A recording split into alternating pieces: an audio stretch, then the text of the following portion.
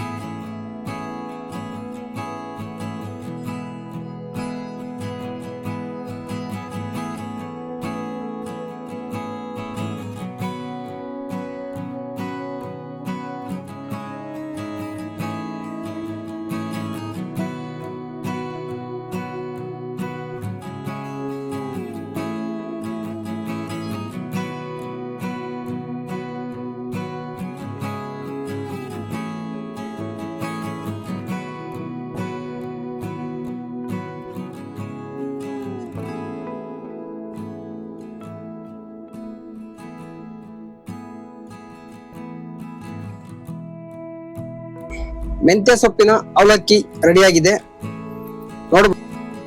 ನಮಸ್ತೆ, ಹರೇ ಕೃಷ್ಣ ಸ್ನೇಹಿತರೆ. ಪೃಥ್ವಿ ಸವಿರುಚಿಗೆ ಸ್ವಾಗತ ಸುಸ್ವಾಗತ. ಸ್ನೇಹಿತರೆ ಬನ್ನಿ, ಇವತ್ತು ಅವಲಕ್ಕಿ ಮಾಡೋಣ. ಬರೇ ಅವಲಕ್ಕಿ ಅಲ್ಲ, ಮೆಂತ್ಯ ಸೊಪ್ಪಿನ ಅವಲಕ್ಕಿ.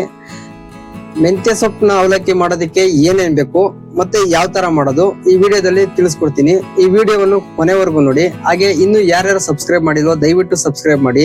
ಈ ವಿಡಿಯೋ ಇಷ್ಟ ಆದ್ರೆ ಮತ್ತೊಬ್ಬರಿಗೆ ಶೇರ್ ಮಾಡಿ, ಲೈಕ್ ಮಾಡಿ.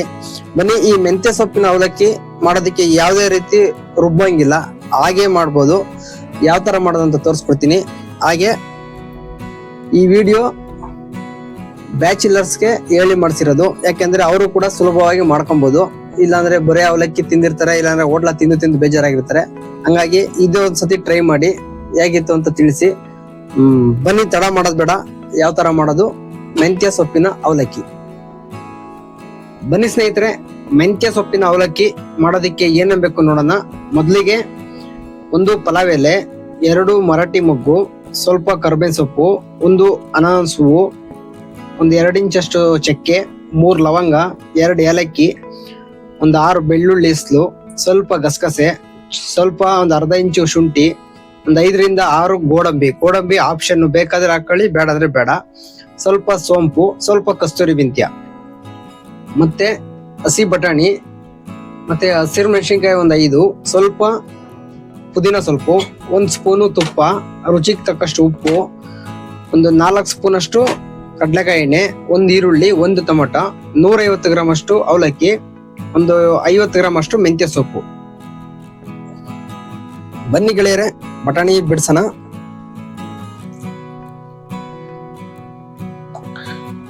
ಅವಲಕ್ಕಿಗೆ ಈ ಹಸಿ ಬಟಾಣಿ ಹಾಕ್ರೆ ತುಂಬಾ ಚೆನ್ನಾಗಿರುತ್ತೆ. ಒಂದ್ ವೇಳೆ ಹಸಿ ಬಟಾಣಿ ಸಿಗ್ಲಿಲ್ಲ ಅಂದ್ರೆ ಒಣ ಬಟಾಣಿನೇ ಹಾಕ್ಬೋದು, ಆದ್ರೆ ರಾತ್ರಿನೇ ನೆನೆಸಿಟ್ಟು ಬೆಳಗ್ಗೆ ಮಾಡ್ಬೇಕಾಗುತ್ತೆ.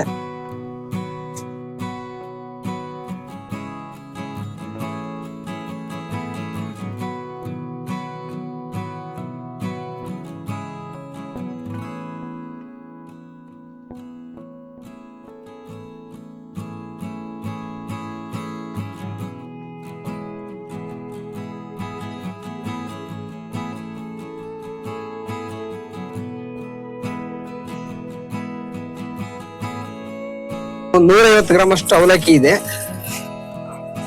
ಈಗ ಇದರಲ್ಲಿ ಸಣ್ಣ ಸಣ್ಣ ಧೂಳು ಇರುತ್ತೆ, ಧೂಳೆಲ್ಲ ತೆಗಿಯೋಣ. ಈ ತರ ಒಂದು ಜಾಲ್ರಿ ತಾಳಿ, ಜಾಲ್ರಿಗೆ ಸ್ವಲ್ಪ ಹಾಕಿ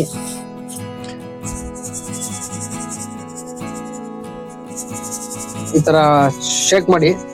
ಸಣ್ಣ ಸಣ್ಣ ಧೂಳು ಏನಿದ್ರೆ ಎಲ್ಲ ಹೊರಟೋಗುತ್ತೆ.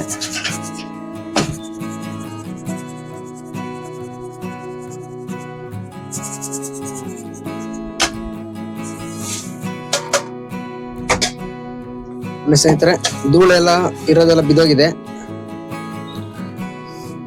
ನೋಡಿ ಸ್ನೇಹಿತರೆ, ಸ್ವಲ್ಪ ನೀರು ಹಾಕೊಂಡು ಒಂದ್ 2 ಸತಿ ತೊಳಿಬೇಕು.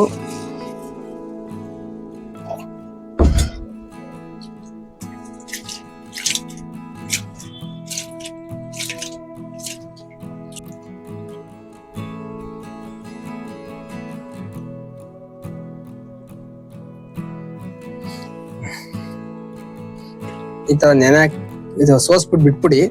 ಒಗ್ಗರಣೆ ಮಾಡೋಷ್ಟೊತ್ತಿಗೆ ಕ್ಲೀನ್ ನೆಂದ್ಕೊಂಡಿರುತ್ತೆ, ಉಡಿ ಉಡಿಯಾಗಿರುತ್ತೆ, ಮುದ್ದೆ ಮುದ್ದೆ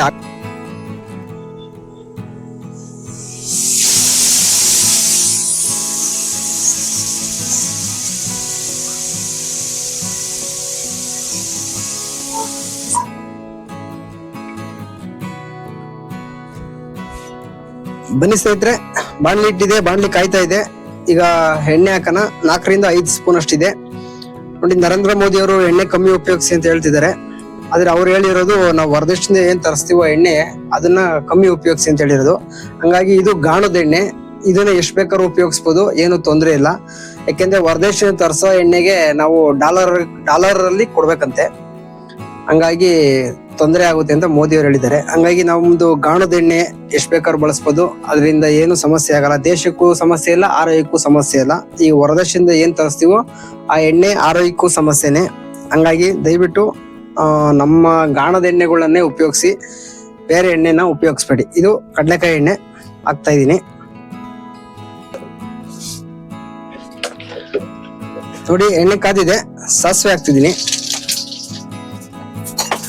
ಇದಾದ್ಮೇಲೆ ಕರಿಬೇವು ಸೊಪ್ಪು,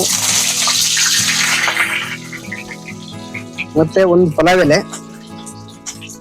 ಒಂದು ಅನಾನಸ್ ಹೂವ, 2 ಮರಾಠಿ ಮೊಗ್ಗು, ಒಂದು 2 ಇಂಚಷ್ಟು ಚಕ್ಕೆ, 3 ಲವಂಗ, 2 ಏಲಕ್ಕಿ, ಸ್ವಲ್ಪ ಕಸ್ತೂರಿ ಮೆಂತ್ಯ, ಸ್ವಲ್ಪ ಸೋಂಪು, ಮತ್ತೆ ಗೋಡಂಬಿ ಆಪ್ಷನ್, ಬೇಕಾದ್ರೆ ಹಾಕ್ಬೋದು, ಬೇಡ ಅಂದ್ರೆ ಬೇಡ.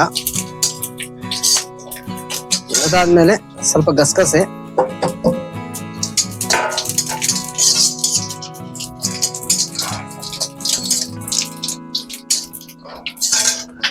ಈಗ ಇದಕ್ಕೆ ಶುಂಠಿ ಬೆಳ್ಳುಳ್ಳಿ ಪೇಸ್ಟ್ ಚೆನ್ನಾಗಿ ಕುಟ್ಟಿ ರೆಡಿ ಮಾಡ್ಕೊಂಡಿದೀವಿ.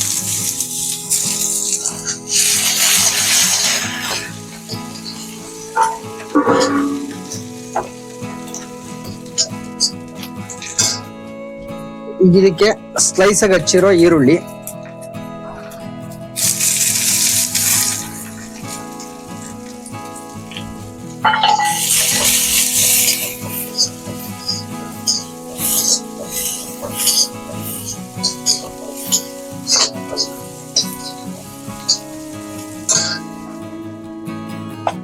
ಇದಕ್ಕೆ ಹಸಿಮೆಣಸಿನಕಾಯಿ,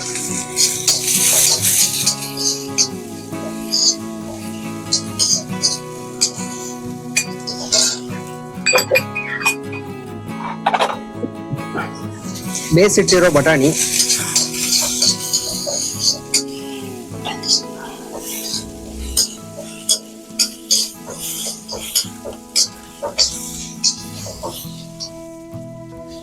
ಸ್ವಲ್ಪ ಟೊಮೊಟೊ,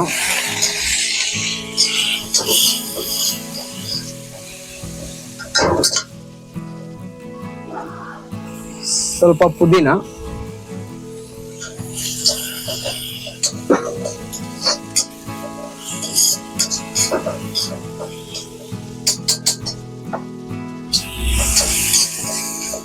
ಹಾಗೆ ಸಣ್ಣದಾಗಿ ಹಚ್ಚಿಟ್ಟಿರೋ ಮೆಂತ್ಯ ಸೊಪ್ಪು,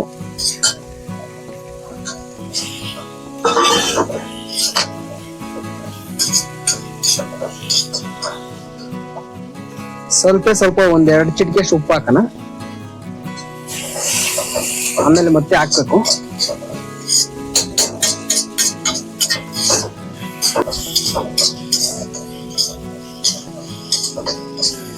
ನೋಡಿ ಸ್ನೇಹಿತರೆ, ಮೆಂತ್ಯ ಸೊಪ್ಪಿನ ಔಷಧಿ ಗುಣಗಳು, ಈ ಮೆಂತ್ಯ ಸೊಪ್ಪು ಇದೆಯಲ್ಲ, ಇದು ಯಕೃತ್ತನ್ನು ರಕ್ಷಿಸುತ್ತದೆ. ಹಾಗೆ ಮೂತ್ರಪಿಂಡದಲ್ಲಿ ಕಲ್ಲುಗಳು ಆಗದಂತೆ ತಡೆಯುತ್ತದೆ.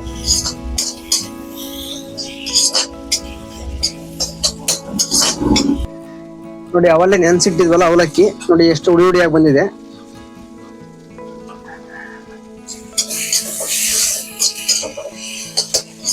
ಈಗ ಅವಲಕ್ಕಿನ ಹಾಕ್ತೀನಿ.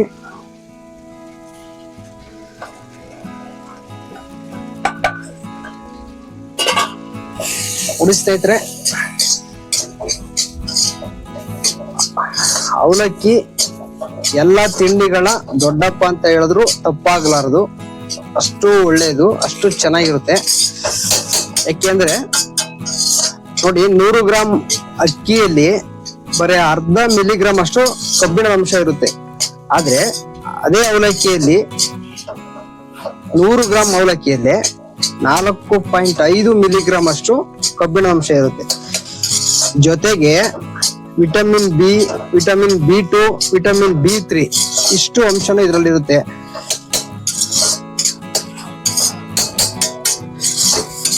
ನೋಡಿ, ರೆಡಿ ಆಗಿದೆ.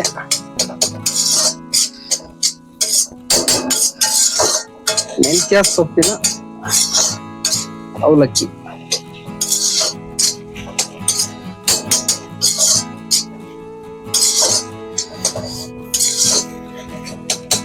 ಈಗ ಆದ್ಮೇಲೆ ಲಾಸ್ಟಿಗೆ ಒಂದ್ ಸ್ವಲ್ಪ ಕೊತ್ತಂಬರಿ ಸೊಪ್ಪು ಮತ್ತೆ ತುಪ್ಪ. ನೋಡಿ, ಎಣ್ಣೆ ಮತ್ತೆ ತುಪ್ಪ ಎರಡು ಒಟ್ಟಿಗೆ ಹಾಕ್ಬಾರ್ದಂತೆ. ಯಾಕಂದ್ರೆ ಆಯುರ್ವೇದದಲ್ಲಿ ಎಣ್ಣೆ ಮತ್ತೆ ತುಪ್ಪ ಒಟ್ಟಿಗೆ ಹಾಕೋದು ವಿರುದ್ಧ ಆಹಾರ. ಲಾಸ್ಟಿಗೆ ಎಲ್ಲ ಇಳಿಸ್ತೀವಲ್ಲ ಅವಾಗ ತುಪ್ಪ ಹಾಕೋಣ. ನೋಡಿ ಸ್ನೇಹಿತರೆ, ರೆಡಿಯಾಗಿದೆ. ಅವಲಕ್ಕಿಯಲ್ಲಿ ಅಕ್ಕಿಗಿಂತ 8 ಪಟ್ಟು ಕಬ್ಬಿಣದ ಅಂಶ ಇದೆ. ನೋಡಿ, ಕೃಷ್ಣ ಮತ್ತು ಸುಧಾಮನ ಕಥೆಯನ್ನು ನಾವೆಲ್ಲರೂ ಕೇಳಿದೀವಿ. ಸುಧಾಮನು ಕೃಷ್ಣನನ್ನು ನೋಡಲು ದ್ವಾರಕಾ ಪಟ್ಟಣಕ್ಕೆ ಹೋದಾಗ ಕೃಷ್ಣನಿಗೆ ಕೊಡಲು ತನ್ನ ಬಳಿ 3 ಮುಷ್ಟಿಯಷ್ಟು ಅವಲಕ್ಕಿಯನ್ನು ತಂದಿದ್ದರು.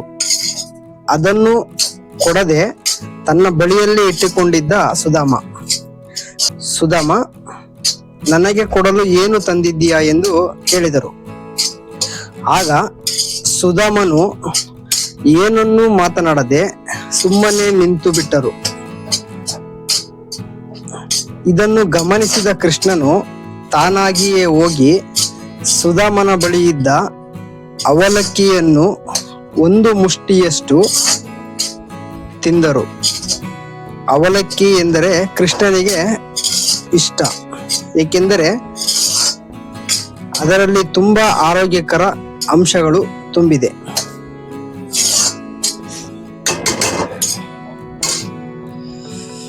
ಸ್ನೇಹಿತರೆ, ಈಗ ಸ್ವಲ್ಪ ಕೊತ್ತಂಬರಿ ಸೊಪ್ಪು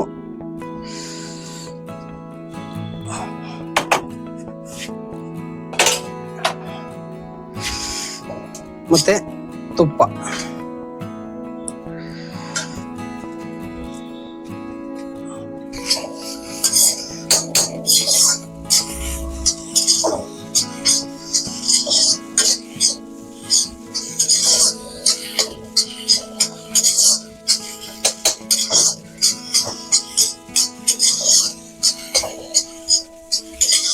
ನೋಡಿ ಸ್ನೇಹಿತರೆ, ಮೆಂತ್ಯ ಸೊಪ್ಪಿನ ಅವಲಕ್ಕಿ ರೆಡಿಯಾಗಿದೆ.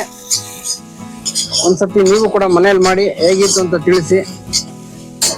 ತುಂಬಾ ಅದ್ಭುತವಾಗಿದೆ.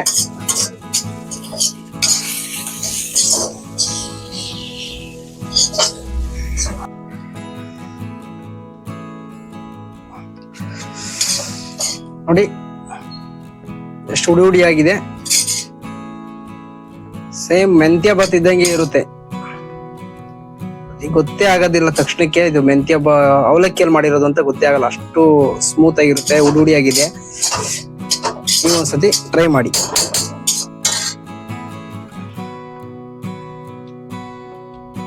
ನೋಡಿ ಸ್ನೇಹಿತರೆ, ಮೆಂತ್ಯ ಸೊಪ್ಪಿನ ಅವಲಕ್ಕಿ ರೆಡಿಯಾಗಿದೆ. ನೋಡ್ಬೋದು ಎಷ್ಟು ಸುಂದರವಾಗಿ ಕಾಣ್ತಿದೆ. ಅಷ್ಟೇ ರುಚಿಯಾಗೂ ಇರುತ್ತೆ. ತಿಂಡಿ ಬೇಕಾದ್ರೂ ಮಾಡ್ಕೊಬಹುದು, ನೈಟ್ ಊಟಕ್ಕೆ ಬೇಕಾದ್ರೂ ಮಾಡ್ಕೊಬಹುದು. ಎಲ್ಲ ಐಟಮ್ ರೆಡಿ ಇದ್ರೆ ಬರೀ 10 ನಿಮಿಷದಲ್ಲಿ ಈ ಮೆಂತ್ಯ ಸೊಪ್ಪಿನ ಅವಲಕ್ಕಿ ರೆಡಿ ಆಗುತ್ತೆ. ಆದ್ರೆ ಇದರಲ್ಲಿ ತುಂಬಾ ಆರೋಗ್ಯ ಗುಣಗಳು ಇರುತ್ತೆ. ಹಾಗಾಗಿ ನೀವು ಒಂದ್ಸತಿ ಟ್ರೈ ಮಾಡಿ ಹೇಗಿತ್ತು ಅಂತ ತಿಳಿಸಿ. ಹಾಗೆ ಈ ವಿಡಿಯೋವನ್ನು ಕೊನೆವರೆಗೂ ನೋಡಿದ್ದಕ್ಕೆ ಧನ್ಯವಾದಗಳು. ಮತ್ತೆ ಸಿಗೋಣ ಮುಂದಿನ ರೆಸಿಪಿ ಜೊತೆ. ಅಲ್ಲಿವರೆಗೂ ನಮಸ್ತೆ, ಹರೇ ಕೃಷ್ಣ, ಜೈ ಹಿಂದ್. ಸ್ನೇಹಿತರೆ, ಬದುಕು ಕಠಿಣ ಆದರೆ ಅಸಾಧ್ಯವೇನಲ್ಲ. ಬಾಲಚಂದ್ರ ಎಂ.